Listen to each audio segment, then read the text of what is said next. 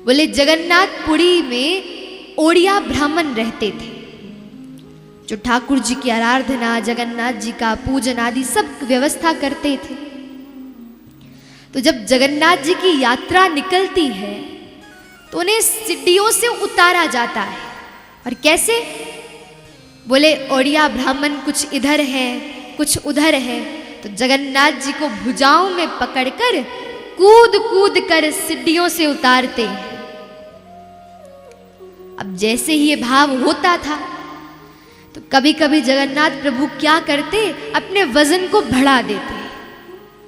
अब तो ओड़िया के ब्राह्मण खूब बुरा भला ठाकुर जी को सुनाते, अरे कितना खाते हो, इतने मोटे हो गए, बार बार ठाकुर जी से कहते। एक दिन रथ यात्रा का दर्शन करने के लिए रामानुजाचार्य जी गए। तो जैसे ही उन्होंने दर्शन किया और ओड़िया ब्राह्मणों का ये भाव देखा, बोले अरे कितना बड़ा अपराध है, जगन्नाथ को इस प्रकार से शब्द कहते हैं ये लोग। तो जाते ही रामानुजाचार्य जी ने उन ओड़िया ब्राह्मणों को वहां से निकाल दिया और अपने वैष्णवों को लगा दिया सेवा में। विधिवत सेवा होने लगी, सब भाव होने लगे, मंदिर साफ होने लगा, मार्जन होने लगा। अरे ऐसी सेवा होती थी ठाकुर जी की। अब तो जैसे ही समय परिवर्तित होता गया तो बोले जगन्नाथ प्रभु का विग्रह सूखने लगा, पतले होने लगे।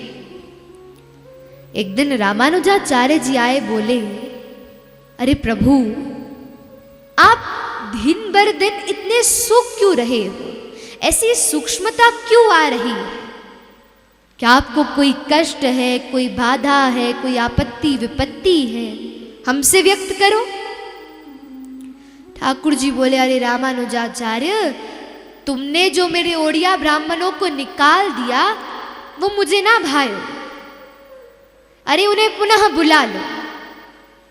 बोले ठाकुर जी बिल्कुल भी नहीं, अरे अपने सम्मुख खड़ा होकर आपकी ऐसे अव्यवस्था से सेवा कभी नहीं होने दूंगा। अरे आप प्रभु है, जगन्नाथ है, आपके लिए तो सब व्यवस्था होनी चाहिए। अब ठाकुर जी बोले ये तो ना माने तो क्या करूं? तो रात्रि में जब सब शयन कर रहे थे तो ठाकुर जी ने गरुड़ का आवाहन किया और गरुड़ जी को बुलायो और कहा कि ये रामानुजाचार्य जी को और उनकी सारी मंडली को उठाओ और उठाकर रंगनाथ जी छोड़ाओ और हमारे ओड़िया ब्राह्मणों को सम्मुख बुला लो। और वैसे ही गरुड़ जी ने किया। सो जैसे ही रामानुजाचार्य जी के प्रातः नेत्र खुले तो सम्मुख सामने रंगनाथ जी विद्यमान थे और देखते ही स्वतः सब जान गए कि अरे ये सब भाव जगन्नाथ प्रभु ने हमारे साथ कियो है।